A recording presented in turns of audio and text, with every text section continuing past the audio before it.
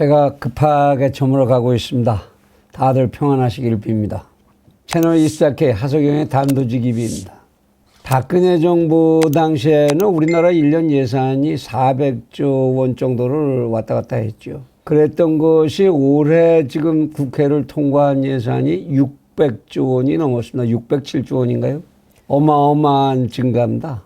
GDP는 제자리 걸음을 하고 있는데 정부 예산은 5년 만에 무려 50%가 급등을 했죠. 채널 24K에서 진작에 사회주의와 공산주의 이것이 진행되는 걸 어떻게 구분하나 이 얘기를 동영상을 방영을 했었던 적이 있었죠. 그중에 가장 분명한 구분을 할 수 있는 근거가 국가가 가지고 있는 자원, 그러니까 인력과 돈, 자본 이 전체를 민간 부문하고 정부 부문하고 얼만큼이나 서로 나눠서 쓰느냐. 민간 부문이 많아질수록 자본주의적이고 정부 부문이 많아질수록 사회주의 또는 공산주의화하는 것이다. 그리고 권력이 사회를 지배하는 권력이 민간 주도형이냐 정부 주도형이냐에 의해서 정부 주도가 강해질수록 사회주의적이고 공산주의적이다. 이렇게 이제 설명을 해드린 적이 있었는데 지금 우리의 이 모습은 명백하게 사회주의화가 진행되고 있다. 이 증거로 다 볼 수가 있는 거죠.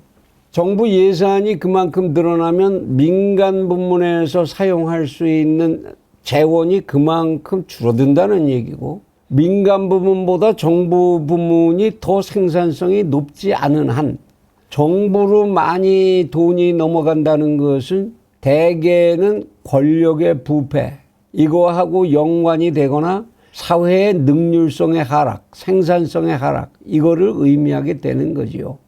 이러한 현상은 아무리 코비드-19 핑계를 댄다고 하더라도 명백하게 우리 사회가 5년 동안 좌경화의 길만 걸어왔다라는 걸 증명한다고 볼 수밖에 없습니다. 그런데 이러한 그야말로 초자를 붙여 울트라 슈퍼 예산을 짰음에도 불구하고 여야의 대선 후보 캠프에서 나오는 얘기가 여기다가 또 100조 원을 얹어서 돈을 뿌리겠다. 이 얘기를 놓고 서로 내가 하는 건 당신하고 다르니 어쩌냐 돈 뿌리는 거 똑같이 다르긴 뭘 다릅니까? 이 돈 뿌리기 경쟁에 불이 붙고 있는 상황입니다. 대선 공약으로 예산을 이렇게 100조 원씩이나 이미 의회에서 예산을 집행하는 기준에 의해서 책정된 예산에 거의 20%에 육박하는 금액을 대통령 선거 공약으로 그냥 때리고 갈 수 있는 나라라면 그 나라에 무슨 예산 제도가 왜 필요하겠습니까? 그냥 대통령 마음대로 그냥 하시면 되지. 무슨 경천 동지할 구국책이라도 가지고 있는 것처럼 그렇게 모셔가라 그러고 모셔와야 된다 이러고 모셔왔던 김종인과 그를 둘러싼 집단들. 그쪽에서 연일 터져 나오는 야당 측의 소위 야당 측의 대책이라는 것이 무슨 여당 후보 측의 얘기를 견제하거나 이런 것도 아니고 오히려 거기에 한 수를 더 뜨는가 하면 허경영이 내놓는 공약을 방불하는 그야말로 포퓰리즘의 극치를 보여주고 있다. 이렇게밖에는 논평을 할 수가 없는 상황입니다. 그런데 시중에 이렇게 다녀보면 이 얘기를 놓고 소주잔 기울이면서 하는 얘기가 야, 다 똑같은 놈들인데 그래도 준대는 놈이 낫잖아. 준대는 거 받으면 되지 뭘 그래. 아무리 소주잔이라고 그러지만 참 이런 이야기들이 깔리고 있다. 이건 망국의 그림자가 깔리고 있다는 것으로 이해하지 않으면 안 될 것입니다. 그래서 이 나라를 유지하고 그래도 살고 싶은 국민들이라면 생각을 좀 해보셔야 합니다. 100조 원의 정부 지출이 일어나면 어떻게 되느냐 이거를 평가하는 방법은 경제학에 여러 가지가 있습니다.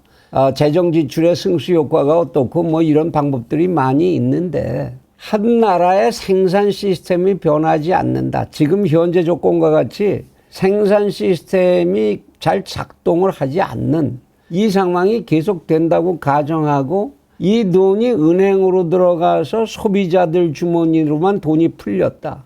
그래가지고 은행의 신용 창출을 통해서 신용 창출 효과, 이게 승수 효과라고 하는데요.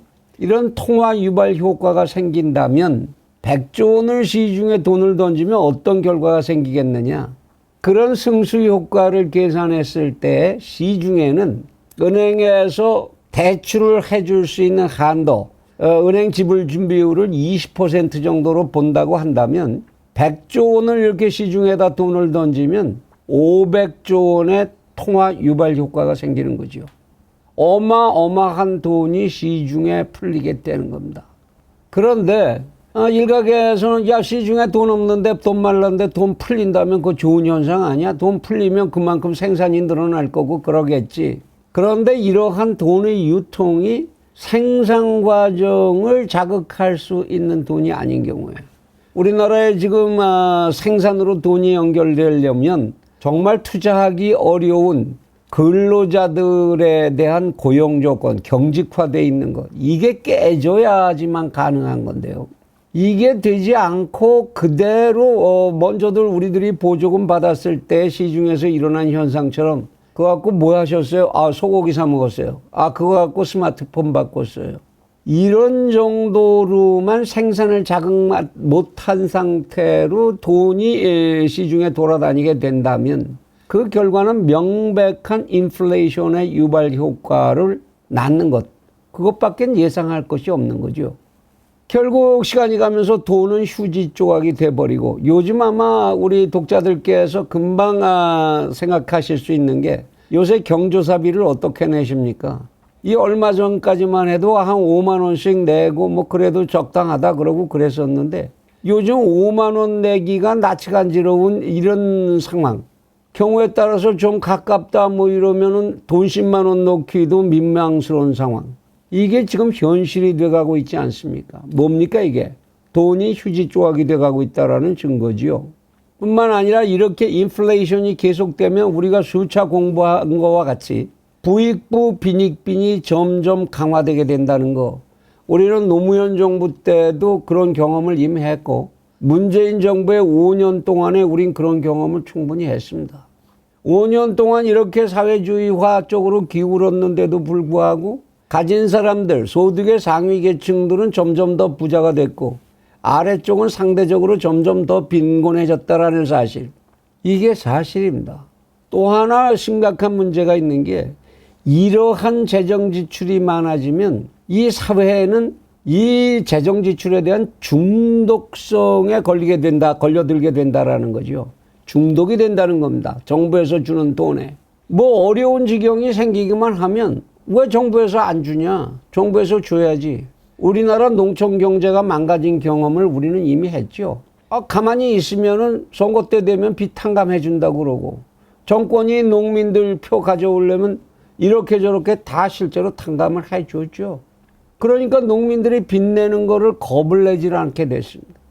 이런 재정 지출은 시중에 중독증을 만들게 된다는 겁니다.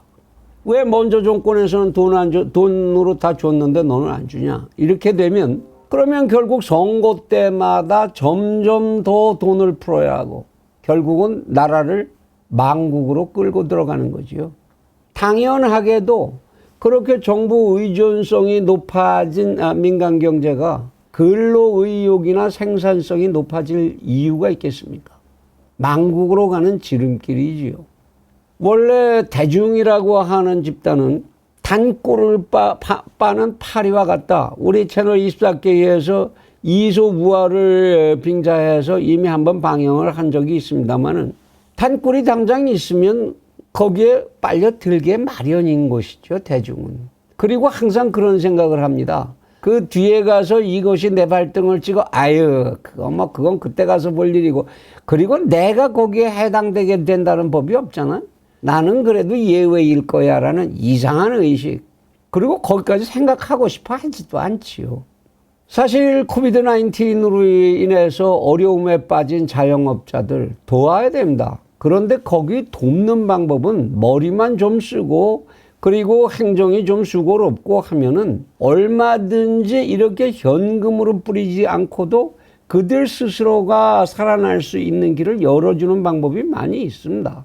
지금 이 정부가 뭐 은행 대출해 준다고 해놓고도 제대로 하지도 못하고 이상한 조건 달고 이래서 그렇지, 정말로 파격적으로 은행은 항상 급할 때 정부 돈으로다가 살아나고 그랬지 않습니까? 공적 자금으로.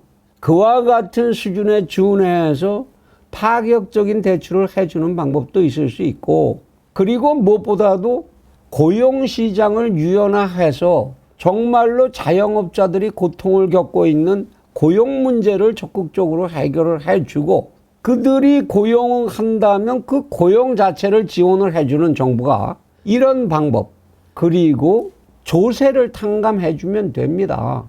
왜 정부는 무조건 돈을 많이 가져야 되고 휘둘러야만 됩니까?